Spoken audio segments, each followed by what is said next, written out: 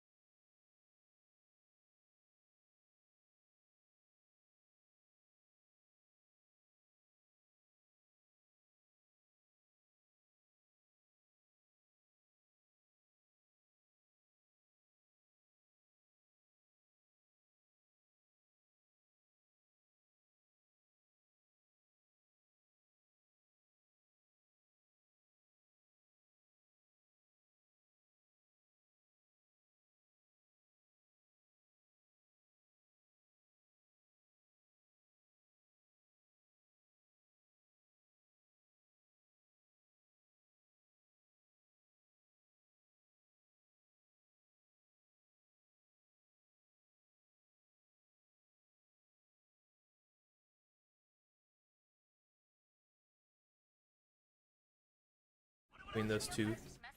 How are we doing? So this door at the bottom is locked until you kill enough enemies. You have to turn around a bit and kill some drones, but we're good now. You may, if you've watched Halo speedruns before, you may have seen some sword flies happening in this area. Unfortunately, one of the downsides of easy mode is that there are fewer sword elites. You need a sword to fly, obviously. And they figured, oh, it's easy. We don't want to scare them off with these really challenging sword-wielding enemies. Because of that, you can't get a sword, you can't do sword flies, which is too bad, but we'll find some swords later, and it'll be alright. There are actually a couple of hidden swords. There's one sword on Metropolis and one sword on Outskirts you can get, but one is out of the way, so you can't get it without losing time, and the other is at the very end of the level from the last enemies you killed. Finish the level. Wow, okay. Come on, Elite. There we go. He ghosted through the bomb there. Didn't shoot him. That was a little That's bit funny. tricky. So there's quite a bit of randomness in how enemies move in this game, and you just gotta deal with it. The Outskirts, this whole level is basically just movement and driving, optimizing it. And going out of bounds almost instantly. There's a whole fight to his left that if you were playing this game normally, you'd have to sit there and fight wave after wave after wave, and it takes like 8 minutes or something. I don't know, I've never timed it, but Hunters and instead everything. we're out of bounds. They really broke the budget on the fight, but we're just gonna skip it all right here. About 15, 20 seconds. But you can tell that they knew this was possible because there's actually Easter eggs up on the roofs here. One of the swords he mentioned is way to his right. It's too far of the way to get, as he mentioned, but they knew people were going to get up here, and I think it's cool that they allowed people to do that. There's no kill barriers or invisible walls, that kind of thing.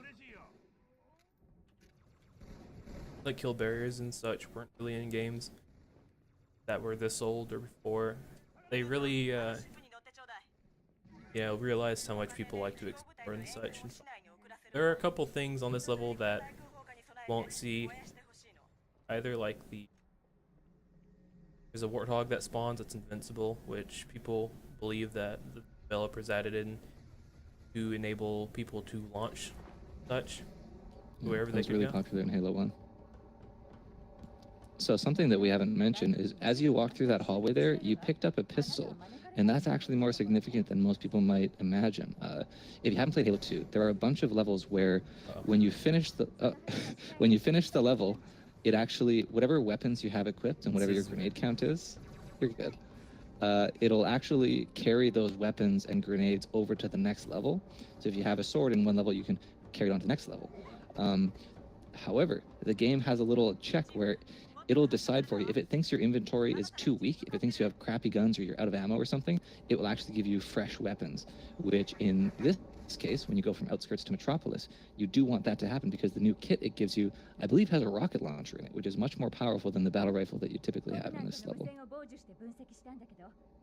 I believe it depends on, like you said, the ammo count. If your gun is empty, you won't carry it over, obviously. But another weird thing is it won't carry over a weapon if that weapon does not exist on the next map that it loads in on the next level, which pistol does not exist at all whatsoever. If you did mention that, I apologize so much. No, I actually didn't know that. I thought that they just subjectively decided, oh, pistol's too weak for them to beat Metropolis with. We have to give them the rocket launcher. No, that's what I always imagined it was. But that makes sense because you're totally right that the Halo map files, each map file has all of the vehicles, all the enemies, all the weapons in it that are required for the level, and it doesn't have the ones that it doesn't include. That's cool. Surprised you didn't know that. Yeah, no, there's plenty about this game I don't know, despite hanging around for 14 years. There's still new stuff to learn, new stuff to find. Driving past the point where I got stuck has been, or thankfully, nothing has crashed or blown up. What happens sometimes.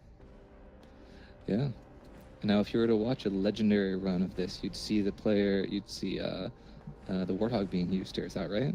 Yes. And the thing with the Warthog is, if you were to pass those vehicles that I just passed by in the Warthog by yourself, you get completely obliterated. In Legendary, whenever you're driving a Halo car, you tend to bring in your allies because they can soak up a lot of damage without dying over very extended periods of time, which helps a lot through getting through some sections.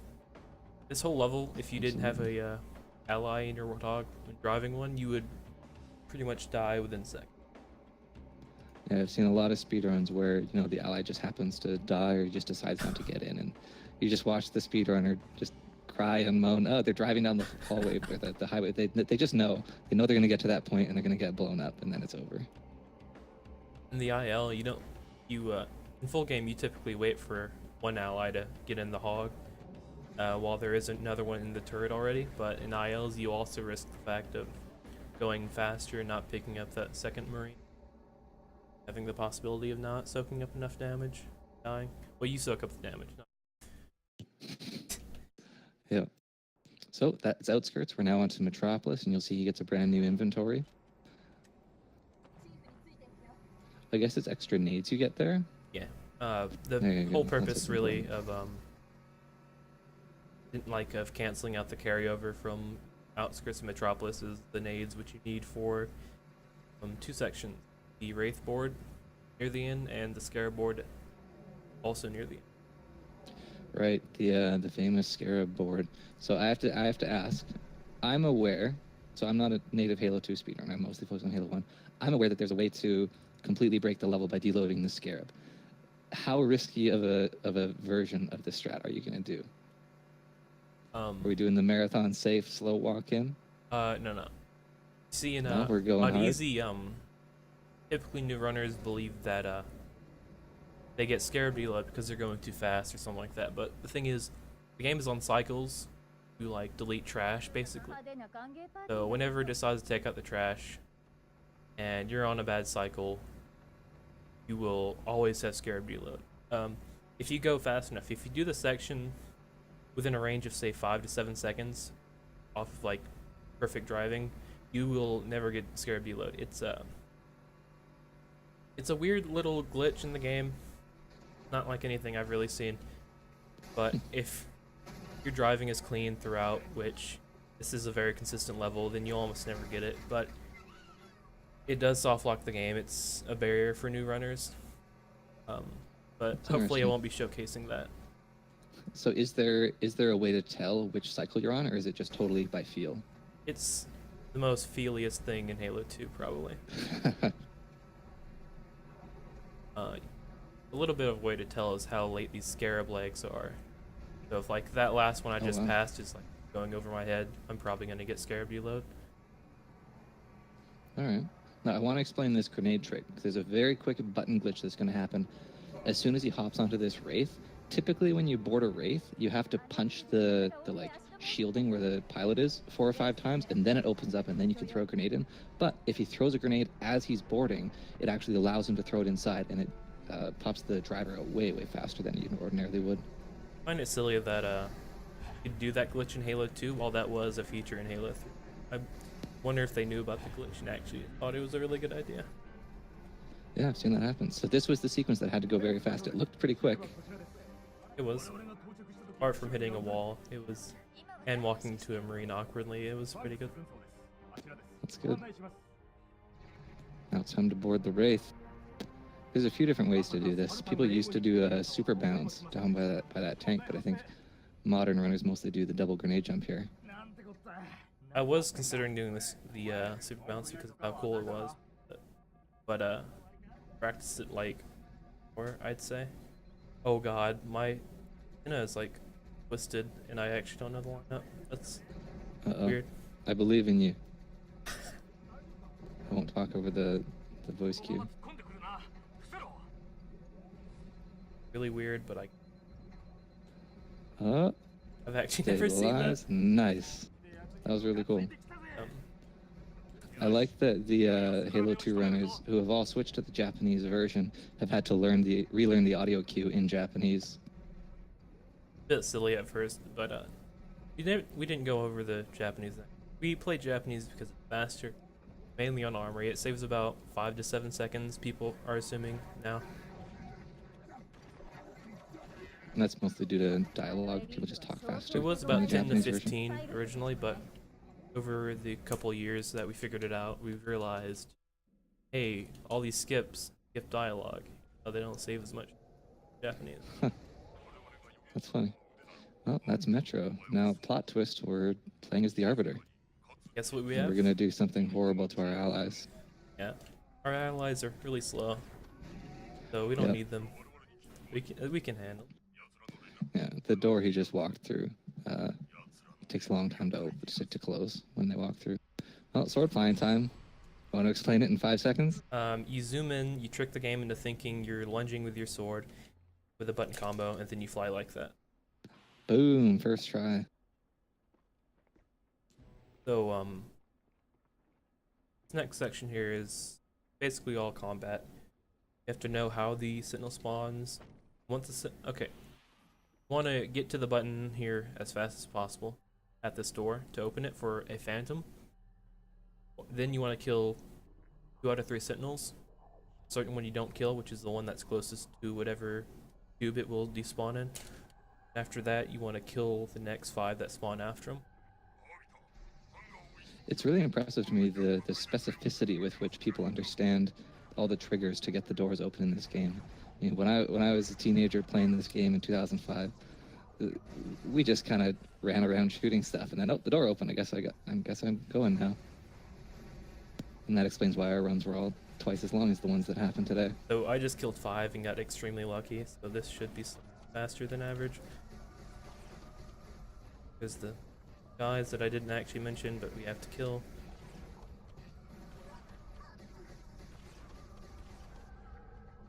Die. This is very unlucky. I threw a nade to try and get I believe I threw a nade at that crate to try to get it to drop down. That's one of the big things that can ruin that room. That was actually a really good example of the room. I'm actually gonna just restart that checkpoint just to show this off. Just canceling. I was once told by a very talented Halo speedrunner that if you want to tell if a Halo 2 speedrunner is good or not, you watch them go through the hallways in Arbiter. The walls are so there's lots of things jutting out. You're doing so many quick sword cancels and sword flies.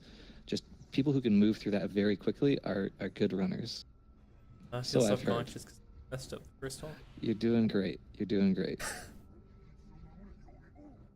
Boom, look at that. Didn't do my trick there. Okay, yeah, these went very poorly, but this would have actually been pretty sick if the halls went well and that one. I can't believe I'm These missing things this. happen.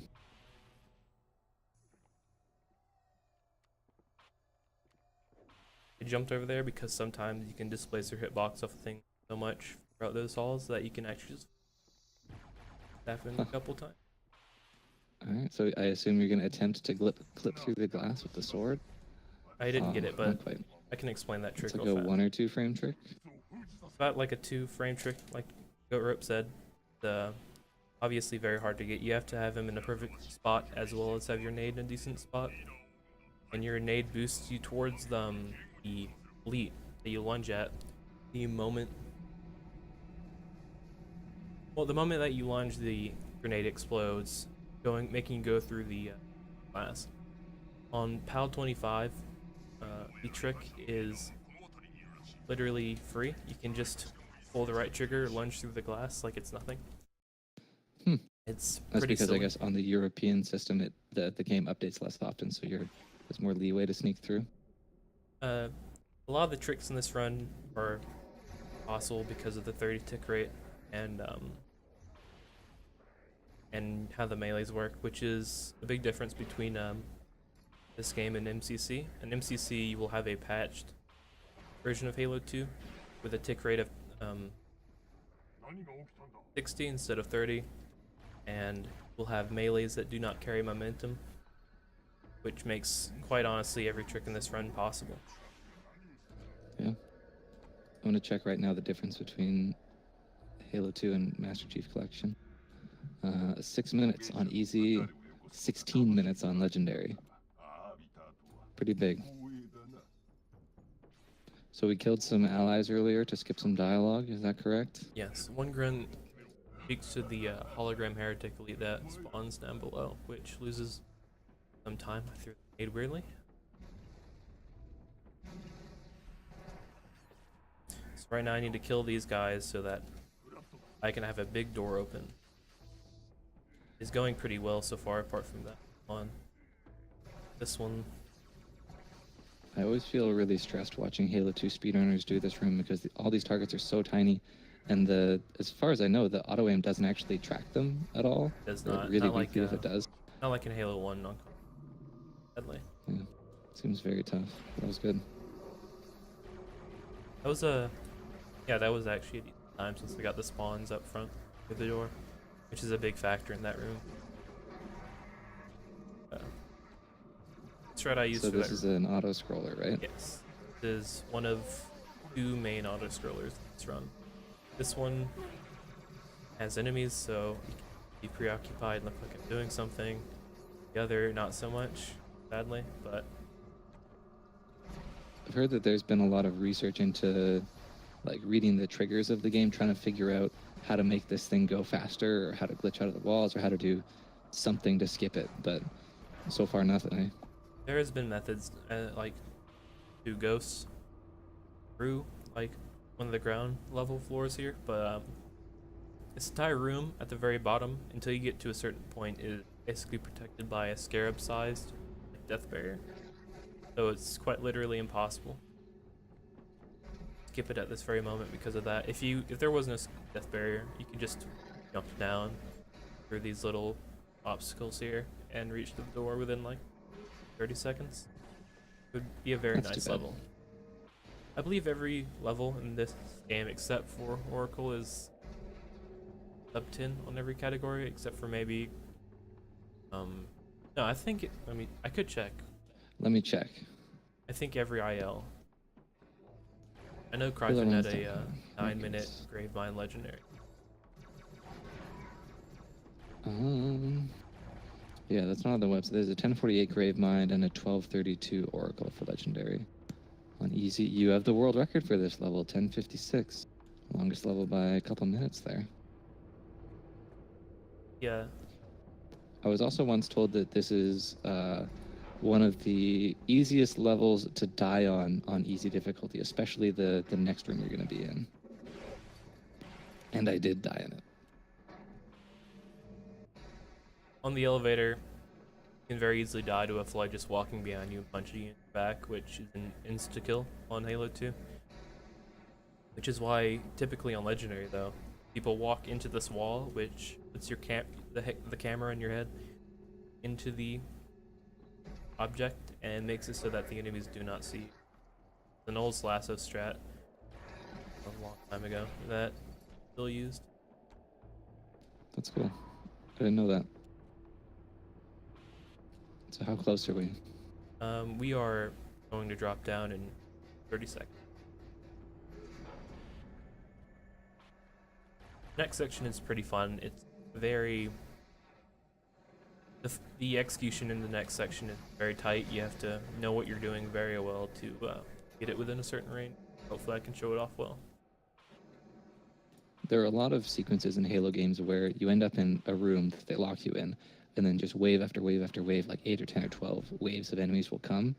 And those are always the most tense in speedruns because killing a wave right when it spawns, right when it comes out, is pretty easy. Like a well-placed grenade, a couple of shots, you're good to go.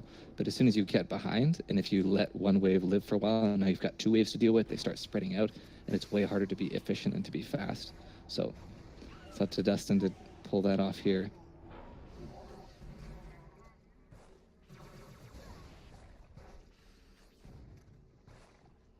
Actually did that very well, but I don't know how. It looked really good. Oh, the sword's out of energy. Doesn't seem to matter. Figure it out. It's never actually happened. There you go. You gotta have a thing that never happened in a marathon. 2 things have It's a rite never of happened passage. that's happened today. Oh, I wasn't supposed to kill him. That was a very good fight. I actually don't know what I did right there, but I don't know the time. And I'm gonna go with 35. Based off of when I saw that guy and the music started. Actually, I'll go 30. That's actually one of the best fights I've had in a while. Nice. That is 4 guys, right? Not the hamburger joint. No, this is the hamburger joint. I think I saw 5. 2, So 3. what's the That point is of 5. leaving that many up? So this game, you can compare this to in Halo 3. if you were to spawn in 4 trip mines in Halo 3, put the runtime minimum as 4, every time you used a trip mine, you would instantly respawn one. This room is the same. Room is on a timer for 1 whole minute exactly. You leave 4 of them alive so that they don't infinitely respawn. And when you wait till that ends, then you can kill them instantly. The door opens up right then. Interesting. So there's a cap on how many FUD can be alive at that time, and you just get to that cap and sit there. Yeah. That's cool. Cap is it instant. Whenever the music starts and 4 spawn exactly, then you just wait. But I believe back in the day, when they didn't know that, they would simply kill them, and it would be like a hell room basically. Correct? Yeah.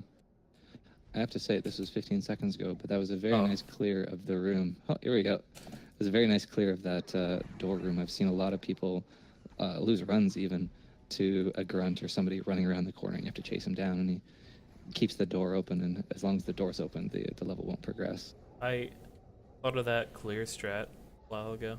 I think it looks pretty cool, as well as how decent it is clearing everything. If you don't get an elite on the left side, though, you're pretty screwed. So that is one fault of it. On the right side, How often does that happen? 1 out of every, I'd say, 20 or 30. That's not bad for Halo. You can actually skip this whole room, but I didn't do this. The new ghost, I'm not really familiar. Skipping this room with the new strat that was found only saves about 15 seconds. Pretty risky. Shout out to Nimbus, by the way, because he's found every ghost used speedrun so far. Also, even with that revert, that was like an 808, which is pretty impressive, I guess, for marathon, I'd say. That could have been a sub, like, maybe a sub 8 without that revert.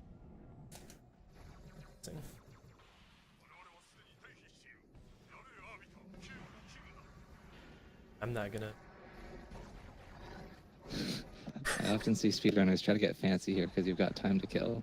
They start sword flying, there's like a way you can stand next to the cables as you kill them, and they send you flying to the next one, but it doesn't actually save any time because there's a cooldown. I will be doing that. I have to do that in the marathon. Alright. But these guys can easily kill you with the back smack if you're not too careful. It's also a really awful thing to have happen, especially during an auto-scrolling. Twice as bad. I was really surprised when they added backsmacking to Halo 2's campaign, especially on the lower difficulties. That did not exist in Halo 1. You could, in cooperative mode, you could one-shot backsmack your ally, but enemies will never do it to you. Halo 3, it barely exists, only for power weapons such as an energy sword or a gravity hammer. I also found weird that they would remove a function like that, but I guess the community thought, hey, this is really awful. Yeah, I would agree with that. Especially when the melees for Flood and Heretic Elites are so glitched. Just that up a little bit. This is also a scary chance. Nice. You can also get back smacked by that one sword elite, which is also really scary. I have a fun fact about this exact segment you're doing. So there was a cutscene, and now you're flying a Banshee, and then it's instantly to another cutscene. So in 2006, we did a segmented run of Halo 2 as a community. And for that exact segment, we allowed a guy named Louis Wu, who, I love the man. He's really bad at Halo, just awful at Halo. But we sent him a save file, and we let him do that exact sequence. So he has a credit in the run, because he's an awesome community guy. He ran halo.bungie.org. He started going nowhere fast. We wanted to honor him. So we let him, you know, load up, go past a cutscene, drive a Banshee straight for 5 seconds, and then hand the run off to somebody else. And I think that run is still up on Speed Demo's archive. You can see him in the credits. Joking a little bit. That is pretty funny. I remember hearing the commentary and the run for that. Laughed. That was a really good time. If there's any I should part point out the time for that segmented run in was 1 hour 30 minutes, which is slower than the world record now, I believe. that was about, I think, maybe half a year or more since that was beaten, which is still pretty. It's been a long time, but it's still like pretty impressive. Going to just right there. Cool. And that's Oracle. That was actually a really good Oracle. Yeah, that was nice. I'm only about 40 seconds off of a really decent. And 43.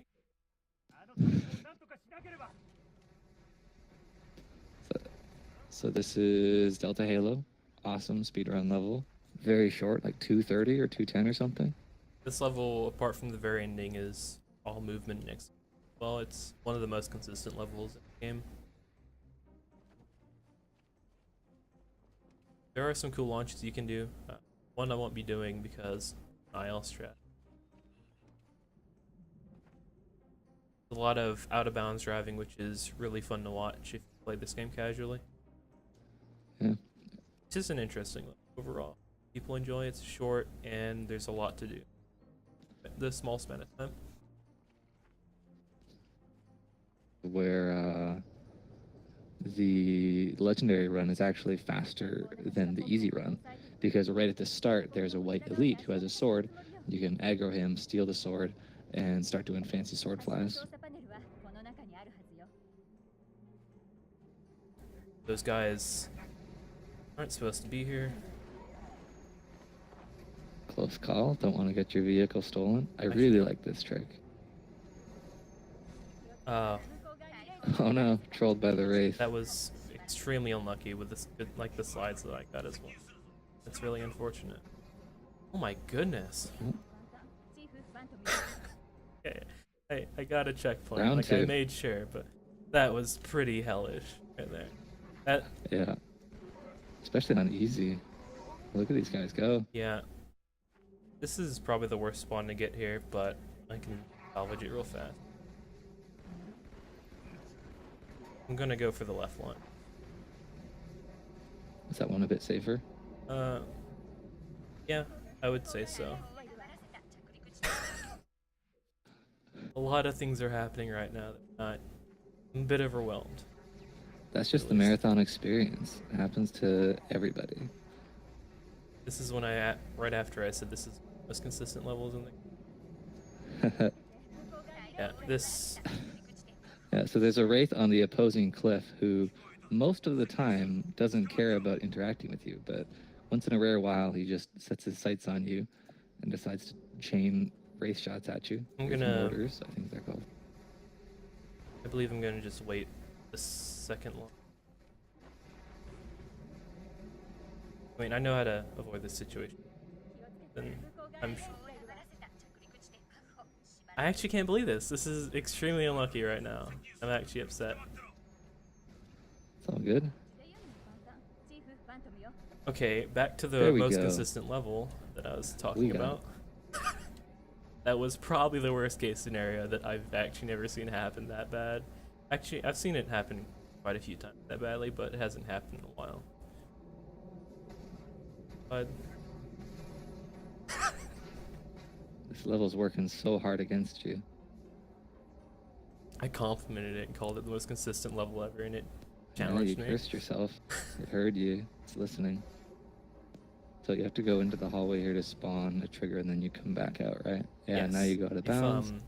If you don't hit this trigger that I hit by literally hitting the wall with Ghost, then you will soft lock by going out of bounds here. But it's amazing how trivial this is. You just go to the side and just drive out. Again, it seems like they kind of knew that you could get out and they didn't mind. Yeah, there's like this whole mountain range you see in the background. You can drive all over that on like 2 whole levels, pretty much. Well, you can't drive on regret because you don't have anything to drive, but it's fully explorable. It's a huge map. I am not surprised people spend hours on this game. Yeah. And here, oh, can he do it? Can he stay up? I just hit a load there, Nice. which like enabled me to trigger the next spawn of enemies, which hopefully I won't miss the load zone here. Yeah, very often you'll see runners dip down there to hit the load zone, but they go too far or they can't boost back up and they fall back into the level. Lose a bit of time. Good way to tell if you actually spawn the enemies in is if Cortana speaks or if the jackals spawn above the building over there. And uh-oh. Nope. Okay. Okay, so I needed that sword to carry over in. whole thing would have gone up in flames. It's time for a major skip and a bunch of sword flies.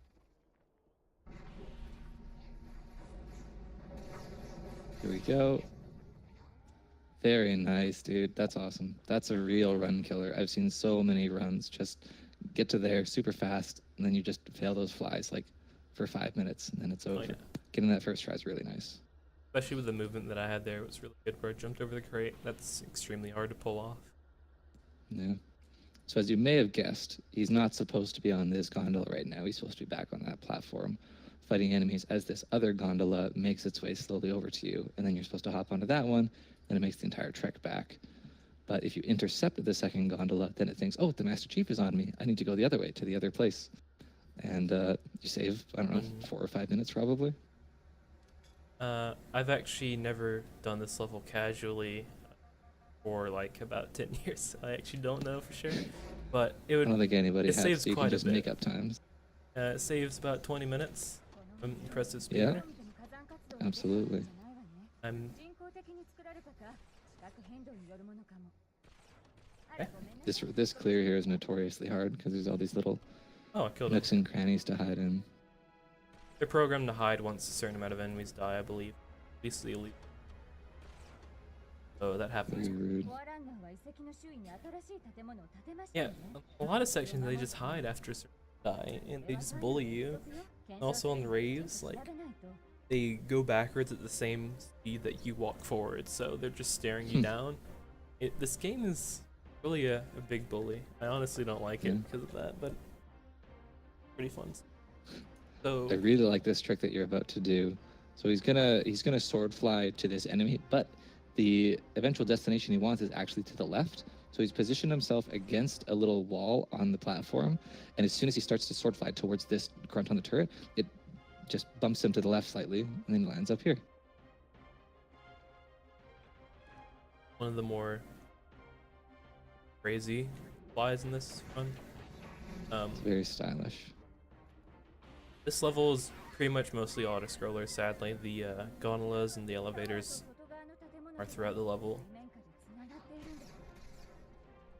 Though it is a pretty fun level to show. Like, there are some cool tricks. There's Mountain Cancel, which I hope I can get.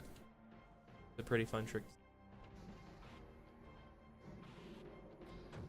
Now, when Mr. Monopoly did his speedrun of Halo 2 at HDQ, he got very good luck with something we call fish RNG.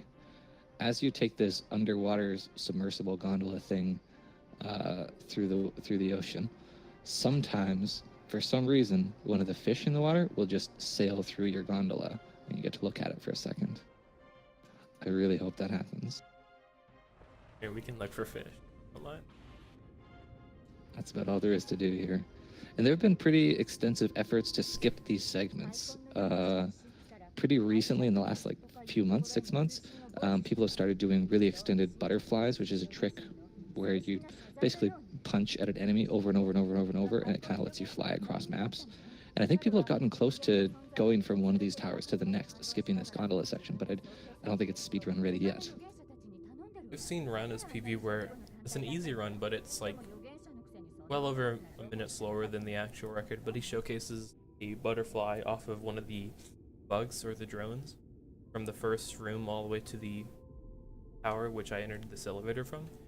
It's the method of doing the skips.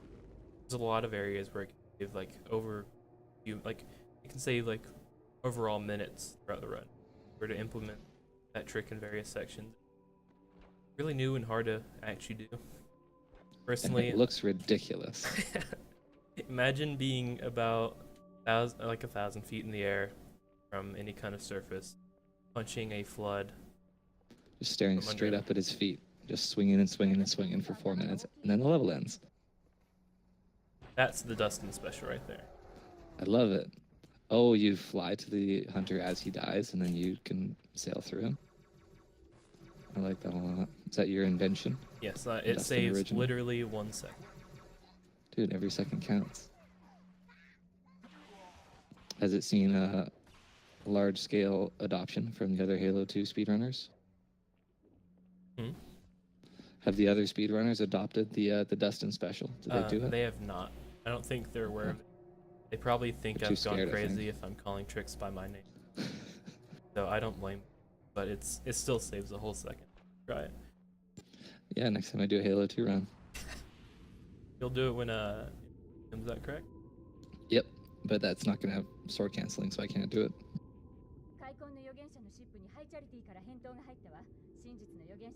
So sadly we have no fish.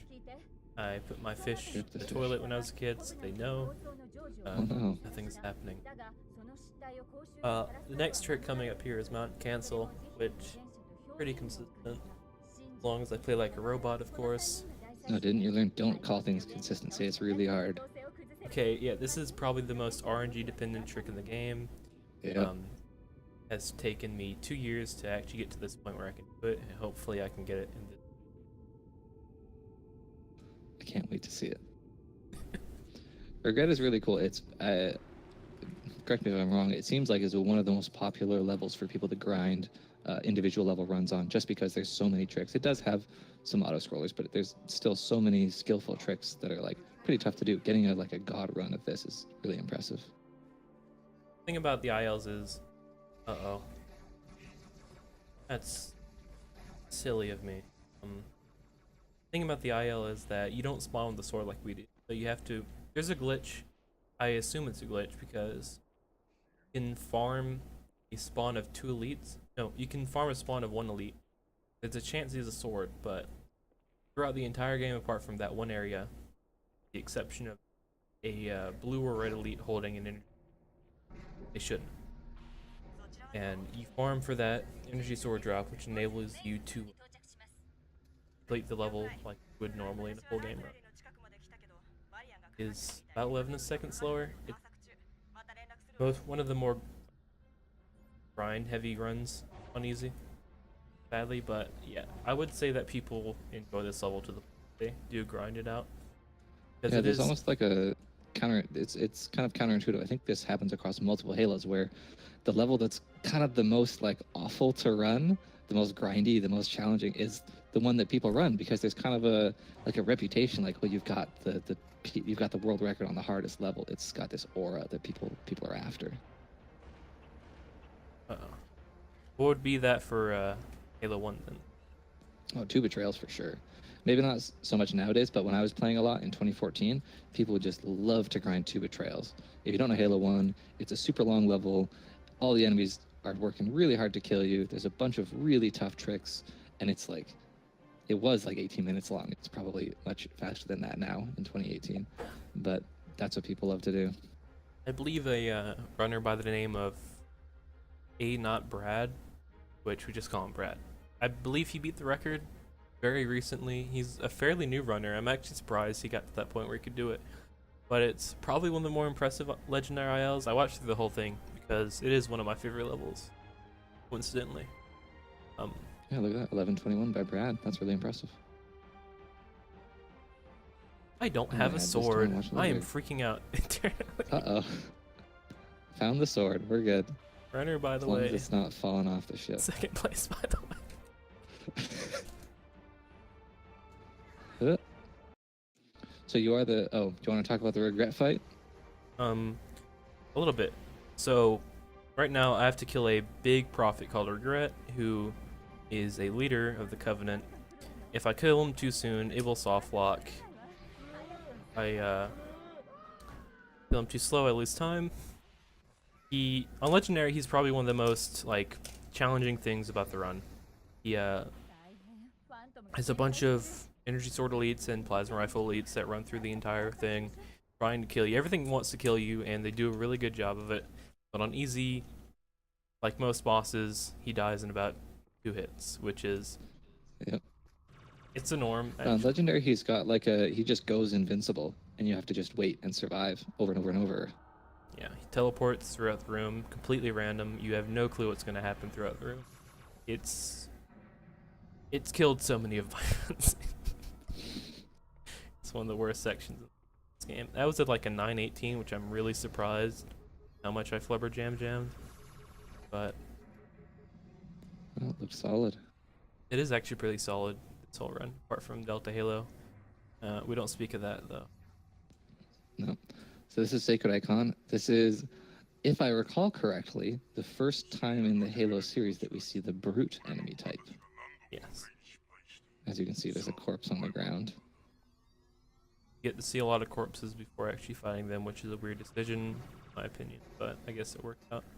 This is also Halo 2. In Halo 2, this is notoriously the most boring level in the entire community. You walk until you get to the point where you get an energy sword, and then you have to get really good spawns in order to get a good time, which everyone laughs at you basically if you do it like Sacred Icon ILs. It's really mundane. Nothing has changed about it in the past. Nothing has changed about it since I came around at all. I have one crazy fact about Sacred Icon. So all of these like pistons or control panels that he's shooting with the plasma rifles to activate, if you're playing on easy or normal, you can walk up and press X and it'll activate them. But for some reason on heroic and legendary, you have to shoot them. They don't allow you to press X. I don't know why they did that. I guess they thought it was a challenge to shoot them rather than press X. I feel like it's... That fact is the sole reason why you cannot do a pacifist run of this level. You could beat every other section without shooting, but you have to open those pistons with a gun. Was that brute blinking? Yes, he blinks. Reason. Hmm. He also holds a carbine that goes above the average limit of weapon for a carbine. All the weapons are glitched out on this level in QZ apparently. They give you absurd amounts of ammo or little to none at all. I didn't realize that. That's cool. I didn't think there was anywhere in Halo 2 that let you get too much ammo. Halo 1 has one spot at the start of Truth and Reconciliation. They start you with like triple the normal amount of sniper ammo. Which, yeah, that whole level you have a sniper in the speedrun too, which is really fun to play around with. Yeah. I've always wondered why would they bring out like 50 bullets or whatever to one guy? It was like over 100, I'm pretty sure though. It's the Master Chief. He's gonna do great with the sniper rifle. Where he's holding. I'm a great runner of this game. I'm too focused on the commentary right now. So I've made a lot of mistakes. I normally don't. It's a challenge. So we're like halfway done this level, maybe. This is probably the Depends riskiest how long the spot end is. this is probably the riskiest room in the game. These flood spores, they do insane amounts of damage across all difficulties, and if like say 10 were to touch you, you'd probably die quite fast within seconds. Wow. It's pretty ridiculous. It's probably the biggest thing that I worry about in easy are those little tiny things that seem incredibly insignificant. Like, I don't know what the decision making was for this game, why they made it so hard. Yeah, in Halo 1, those things would land on you and just pop. They do a tiny amount of damage, and then it was over. I believe but for some reason, Halo 2, they're like, you know what? Let's crank this up to 11. Like the air from when they popped would deal damage to Halo 1, whereas they would probably they just murder you in this game. Now Silly. they're poisonous or something. Oh, the aim assist. Yeah, the like reticle magnetism can often troll you in this game if you're trying to maintain a straight line, and an enemy runs across your path. Your cursor will seriously follow them and take you off your path. Doing that nade because it saves nothing. I'm called a nerd for doing it. Getting the box out of the way. I like that. G-Pro actually found that. Shouts to G-Pro. G-Pro does work. He does. He, I found believe, a lot of things. found a major skip in TB about a year and a half ago, which is when you glitch the big door on TB where you... Yeah, the Banshee through the door. Yeah, we've been driving Ghost through that door for so long, and people always said, what if you had a Banshee through it? And we're like, nah, you can't do that. We've tried. And then this GamePro dude comes along and just shows us, hey, nope, look at this you're major wrong. skip you can that do I it this found. way. Yeah. It's actually pretty And impressive. now everybody does it in every run. Wish I could find a skip like that. Waiting for this game. Hopefully a Oracle elevator skip, which would save minutes. Yeah, I'm sure skips still exist in this game. Oh, yeah. That, 14 years speedrunning Halo, the like one thing that I've learned is that, if you ever think or say that we're out of skips to find, or even about an existing skip, no one's going to do that skip in full game. You're always wrong 100% of the time. There's always more skips. There's always crazier strats to add to the run. There's always everything. So Forever. I reverted there a lot because normally you can change what kind of luck you get based off of how you change your inputs and such. So basically you have a seed when you your seed depends on what kind of RNG you get in the game, and changing your movement very slightly can alter that RNG to give you different kind of spawns and such, which sadly didn't work.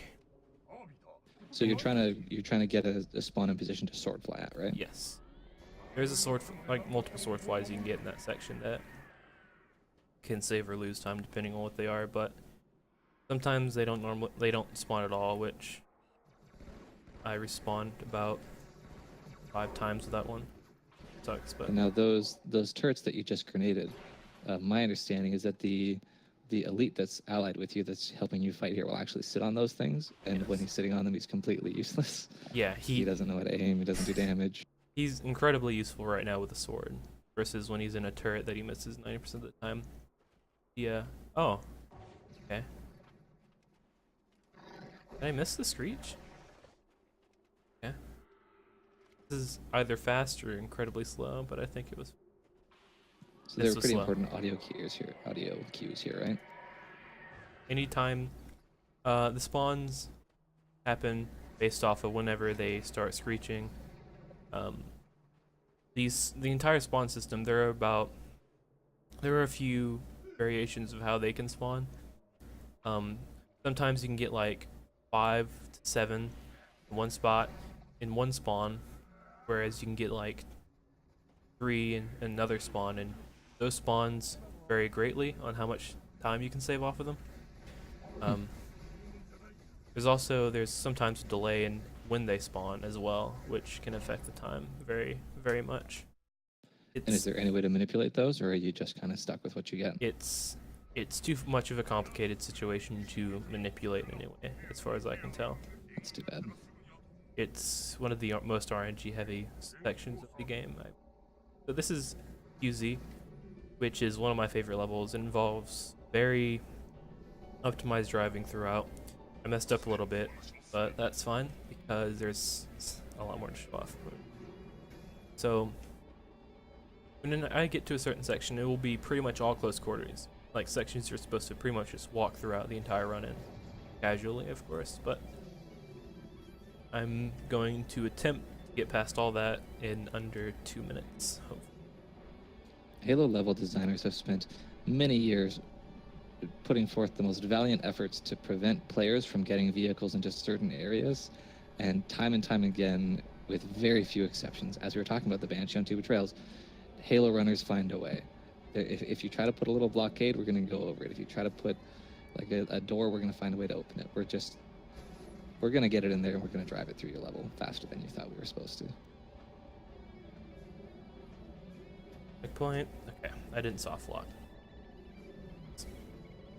Oh yeah, that's one of the side effects of being in a vehicle here, is that the triggers that progress the level are checking they're not checking that often because they think you're going to be walking. But if you're driving a Ghost, you can actually skip past the trigger, which is essential for the level to complete, because you're going too fast. So you have to be sure that you don't skip those. I think that's true in almost every Halo game. There's some instance of that.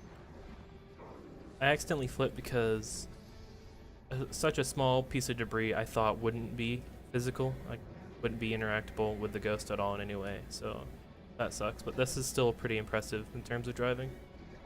Yeah.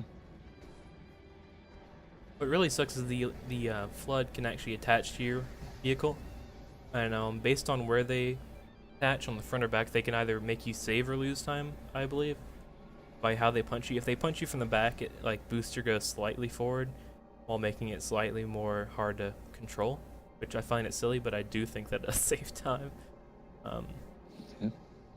But if they're on the front, some enemies can spawn in this little hallway right here and punch you a bunch and pretty much make you lose a few seconds too, which is pretty annoying, but it happens. That was a pretty good Pretty QZ. smooth. And now it's the fun part. Killing your teammates. Sitting still for how long? 5 minutes? Just about, yeah. So this is yet another auto-scroller. I think this is the last major auto-scroller in the game, Yes. but it's a lengthy one. And you don't even have to do it. There, you can just hop up this kind of misleading geometry and just walk to the top, and none of the enemies that bombard the gondola will ever see you. And you can just AFK. This is a great moment for streamers who need to know, go get a drink, go to the bathroom, make a sandwich, interact with chat, do whatever you want. Get a glass of tea, possibly. Well, Oh yeah, that's essential. This is the funny thing about this whole gondola thing. The longest auto scroller in this game is that this thing is actually moving incredibly fast in the game world. It is the fastest moving object in the game, made by the developers. So I find it pretty silly that the longest auto scroller is also the fastest moving object in this. I did not realize that. That's a really good fact.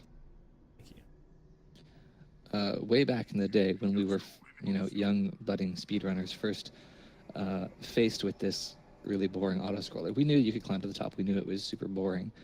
We noticed that if you look to the player's right, I don't know if it's there right now, but at some point you can actually see there is a second gondola that is traveling ahead of you. And there's a phantom dropship that's flying around. Yeah, there it is. And we theorized, we fantasized, we really thought that someday, somehow, somebody would figure out how to get there with like a sword fly or some kind of launch, or maybe with the ghost. Maybe there's a banshee hidden somewhere. We didn't know. We just thought maybe someday, somehow, we're going to get to that gondola and we're gonna beat the level slightly faster. We're going to improve this really boring auto scroller. But the eventual discovery was, correct me if I'm wrong again, I'm not a Halo 2 expert, I believe that gondola he's watching go out of vision actually despawns for a while, and if you did manage to get to it, you would just fall to the earth and die and revert. I actually don't know that 100% with certainty, but I would believe that would happen since there's just a stationary one when you get there. So yeah, I'd figure that it would deload and not actually stop the gondola when at the end of the level, which really does suck. But it would probably be one of the hardest launches to pull off in the game too. This area cool is just it would be cool. It would be like tower to tower tier cool. But it's huge though. This was like just look at the size of this room. I don't want to like fall off, but it's a big one. I think one of the coolest things about Halo speedrunning is that we actually have a huge repository of what we've affectionately coined R&D players like GamePro, who they just, for some reason, we're grateful, they're willing to put in hundreds and hundreds of hours just finding strategies, testing things out. Somebody will just say, hey, could you go through this random wall in the Arbiter? And some dude will fire up his stream and just test it for the next 4 hours. And this is, if you look at the runs from even 2013, you don't even have to go back to 2004. You go back to 2013, you look at those runs, and you look at the runs in 2018, there are so many new strategies, so many new shortcuts, so many fewer places like this. In the library, there used to be a bunch of doors, like the 90-second door and the dark door, that you used to just stand at and wait. But lo and behold, we have these super productive, super prolific shortcut finders who would figure out how to go faster, figure out how to make those strategies consistent and reliable and doable for like new runners, and then the speedrun gets faster for the entire community. It's really awesome to watch.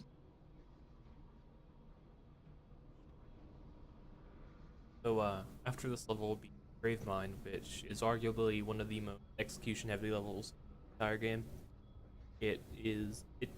It's taken me a while to get to the point where I'm at this level where I'm actually slightly confident in it.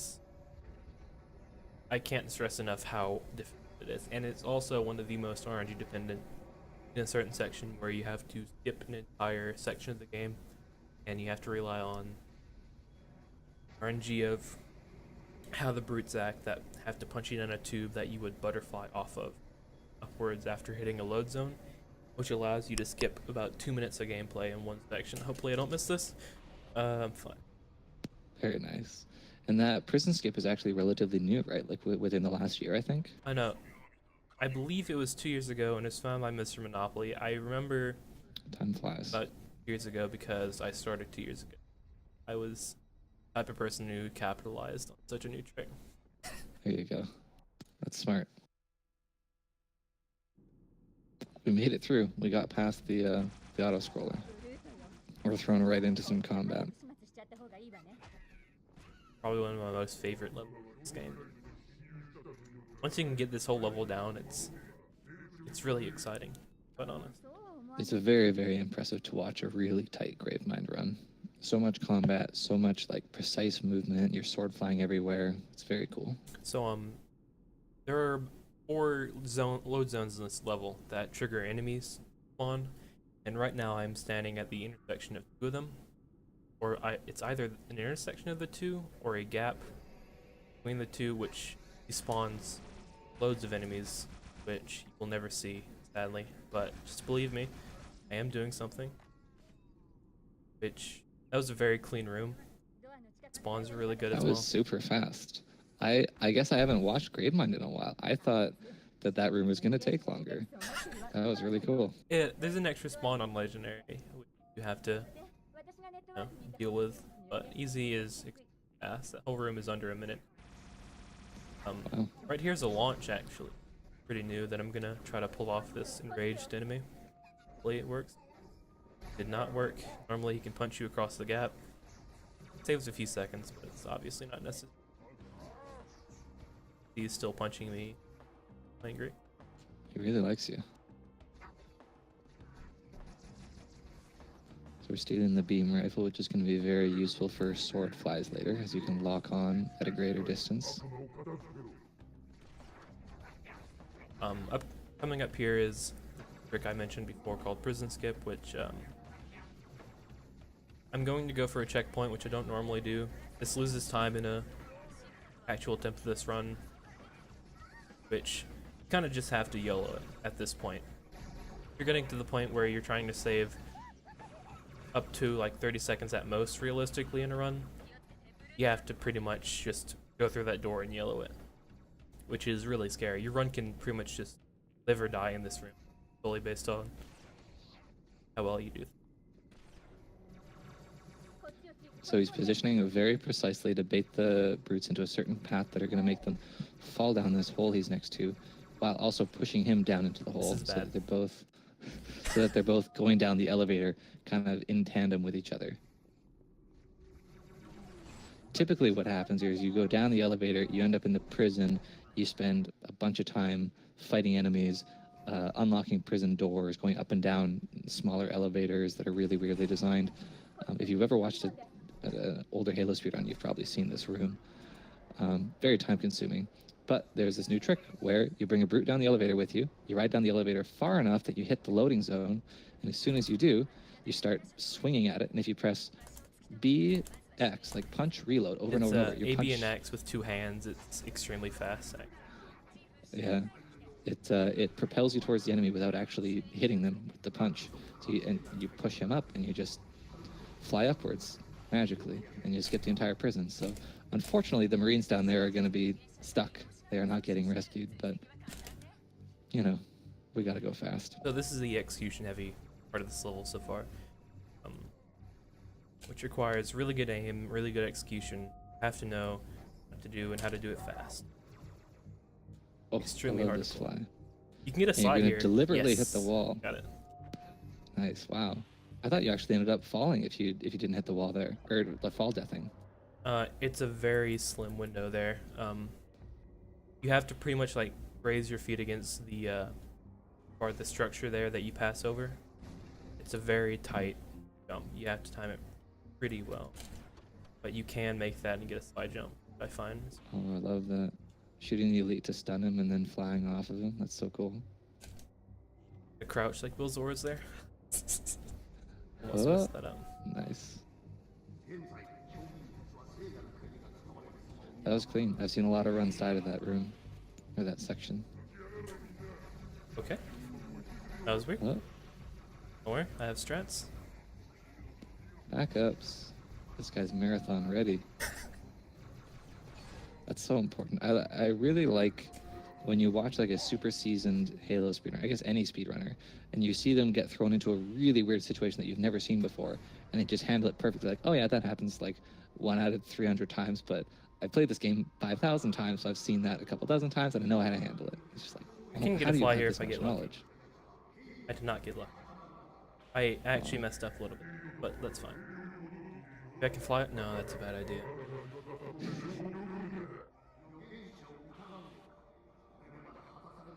So sometimes you can mess up and drop down here. It doesn't lose that much time, but obviously it's slower. You can get a fly off of a grunt, which leads you all the way to this gondola. This grav lift. It's extremely hard to pull off though, and it's completely luck dependent. But it saves about 8 seconds, I believe. It's a really cool trick. If you can pull off everything in this run perfectly, it's probably the most impressive thing you can. Oh. That's fine. I've always said I am definitely a Halo 1 speedrunner. I've spent way more time playing Halo 1 than any other game.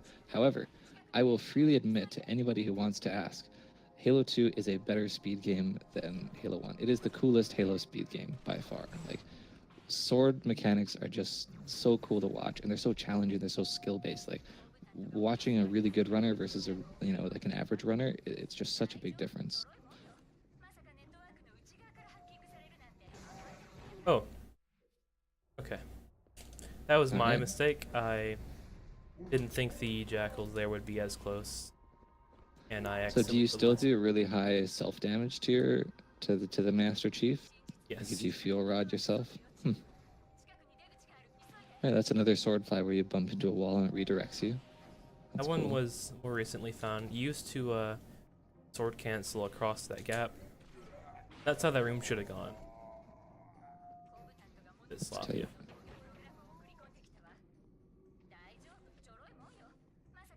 So should have done was that, which lets them not shoot you. Because if you get the scope for this one sword fly, it can lose about like 10 to 20 seconds. You have to walk across half of the thing, get a very cheap fly.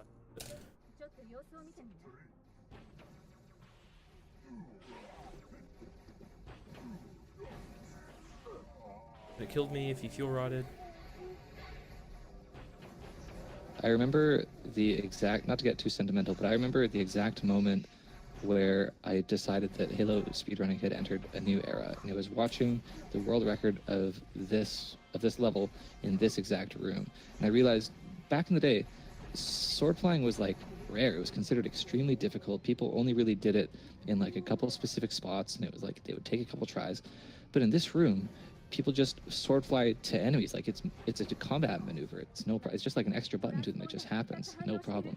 And I remember having this realization about how far we had come as we're just sword flying at enemies because it was faster than walking. It's like such a short distance, but it's so easy for them to do it because they're so practiced and so good at the game.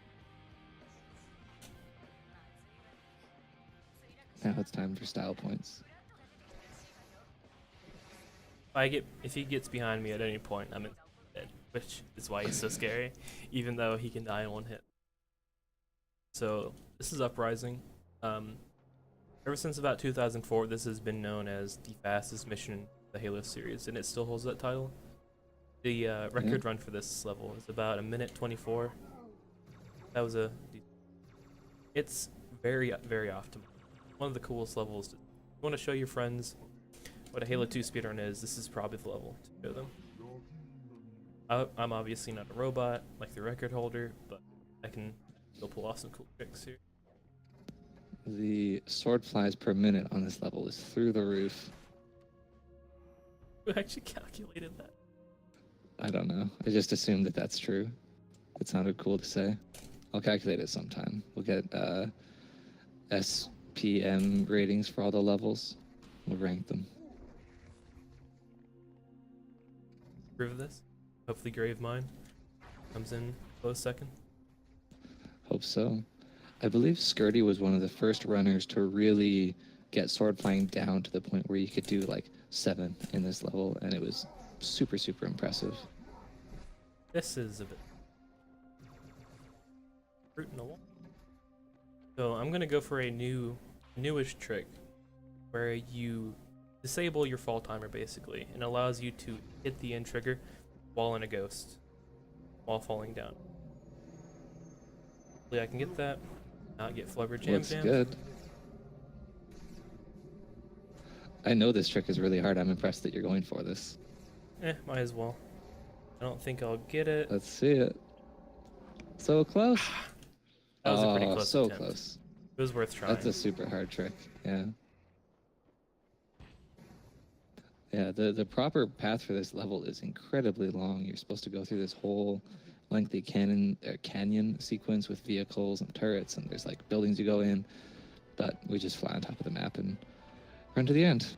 The section is actually pretty useful for one thing. If you're a new runner, there's so many enemies and you have a fuel rod gun, you can just practice your sword flies in this section.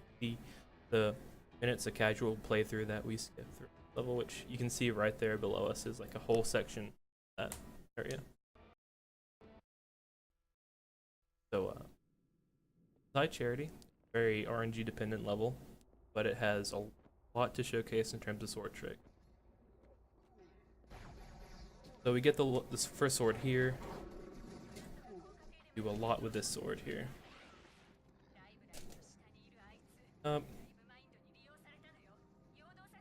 This level has held a special place in my heart for a very long time. I've always just loved how like dense it is. There's so little downtime. There's just fighting, sword flying, tricks, everything. Tell me, are we doing the pressure launch?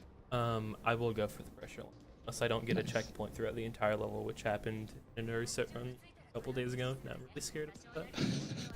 All right, not gonna happen today. We're gonna be all good. Point. So this is a That's a cool good fly sign. that I'm gonna do pretty riskily, and if I fail it, I'm probably gonna be upset about it.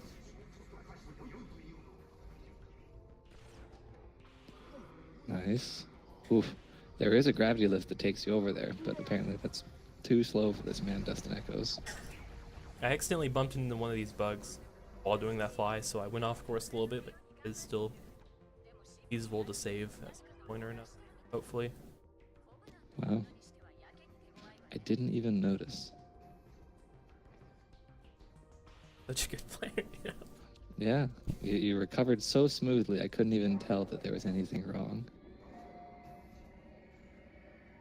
Now this level, if you look at the individual level run of this, it's going to be very different. This is the level we were talking about earlier, where at the start of the map, if you lure a flood over to you, and then you do a similar thing to that prison skip you did earlier, where you fall off a cliff as the flood falls after you, you can sit there punching up at him for like 2 or 3 minutes, and you just fly with him, and you can actually fly, if you direct it right, to the end of the map. But that's incredibly inconsistent. So it doesn't. No, I don't it's think there's actually anybody even trying surprisingly it full game. consistent. It's just there's Is a it? huge, there's a huge like skill gap in it. But Huh.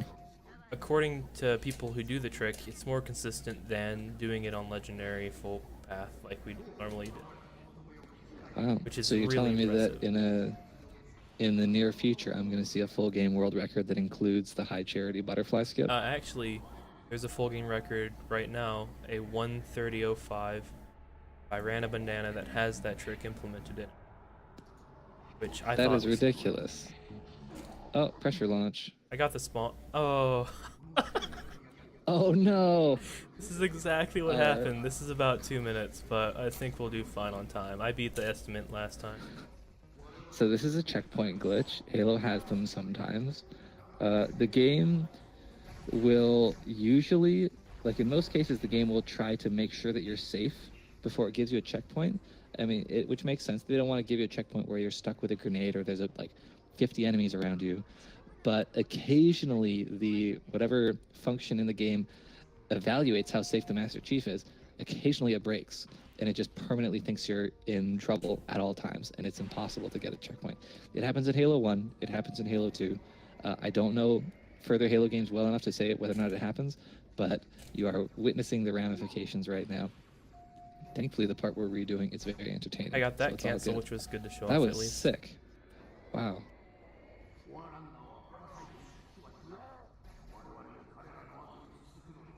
At least I can show off these cool sword flies twice. Yeah. I do believe I will make the estimate, though. This has been a pretty decent. Yeah, this has been really smooth. This is the second last run, or level. Final level is the Great Journey. which is has one major auto scroller in it for about 3 minutes, but you're flying around and setting up the in-fight time. What? Yeah, I'm not doing this, by the way. Just so you know. That is reasonable. You don't do Johnson multiplication on easy, right? No, you do not. You can kill the final boss within about, I'd say, 3 shotgun shots, I believe. Which That's not bad. he's a very quick boss fight. You'll see when it happens. Quite a bit silly how easy they are. Where they can kill your runs quite easily. Now, the triggers in this room actually baffled me personally for a very long time. Back in 2004, 2005, I would do runs at this level, and for some reason, I could not for the life of me figure out how this door that you're walking through right now works. I just killed enemies until it opened. And then, many years later, a bunch of smarter, more talented people came along and figured it out, and now everybody knows the exact quantity and type of enemies you need to kill for that door to open. And I believe it obviously is the runs are much faster. 3 brutes, 2 jackals. In that room that you have There to you kill. go.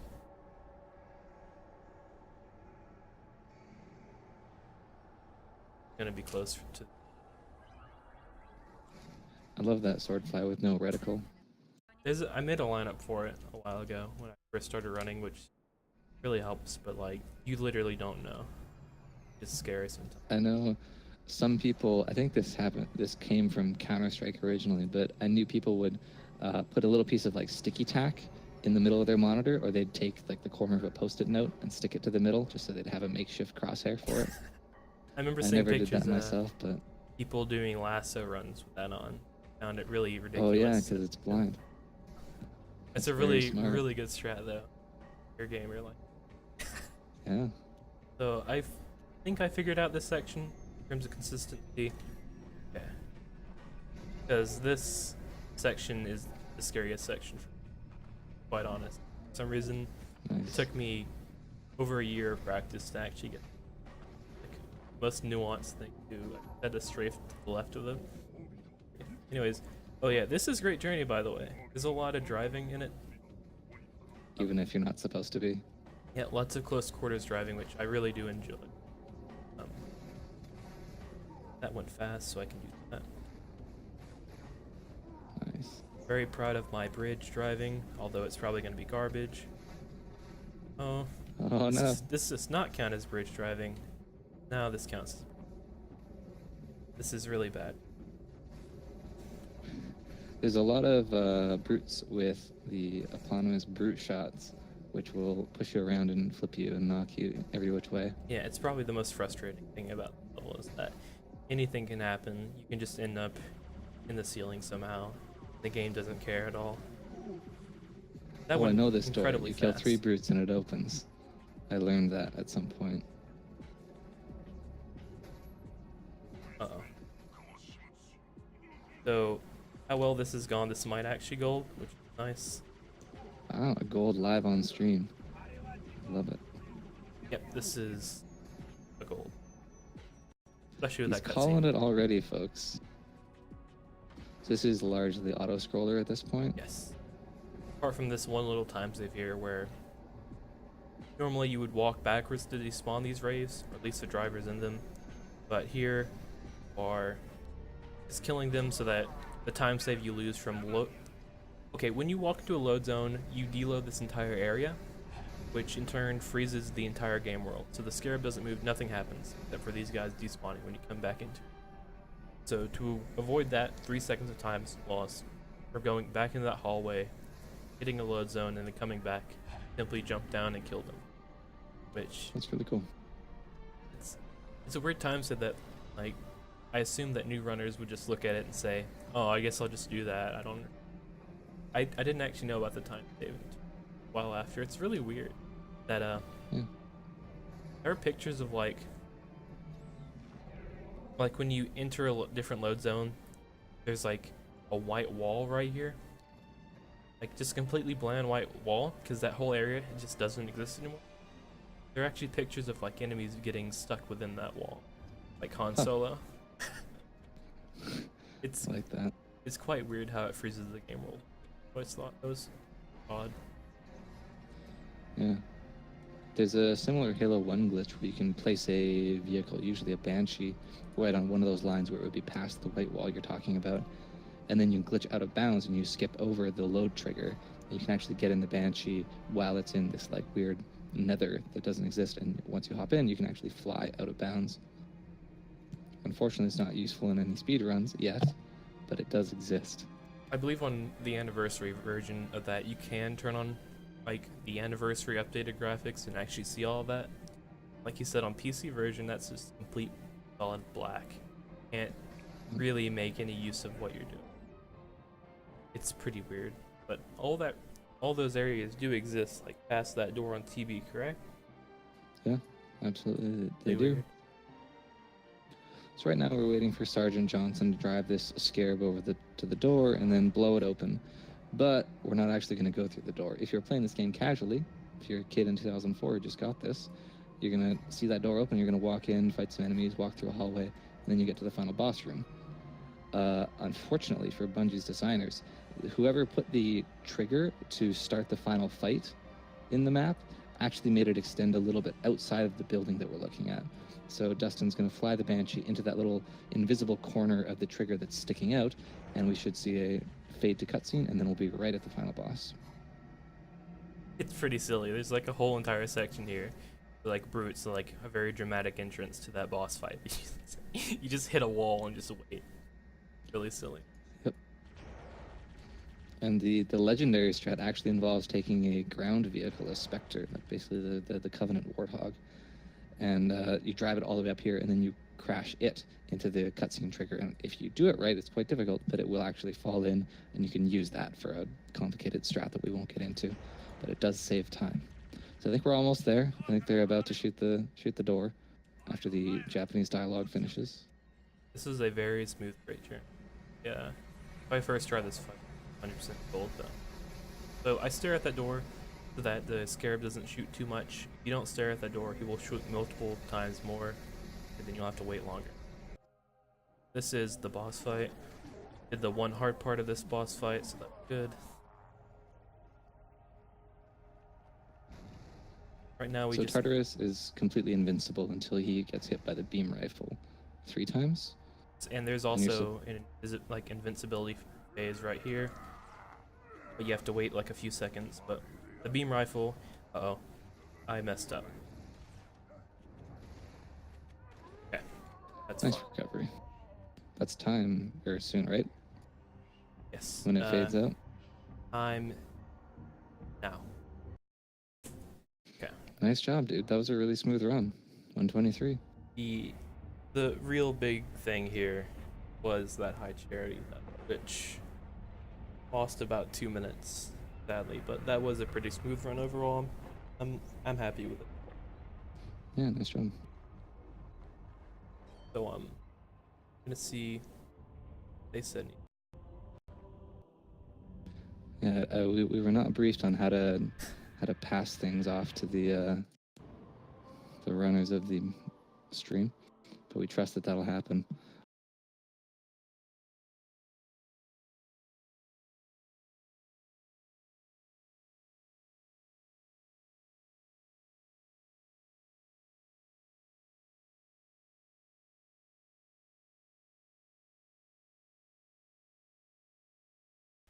All right.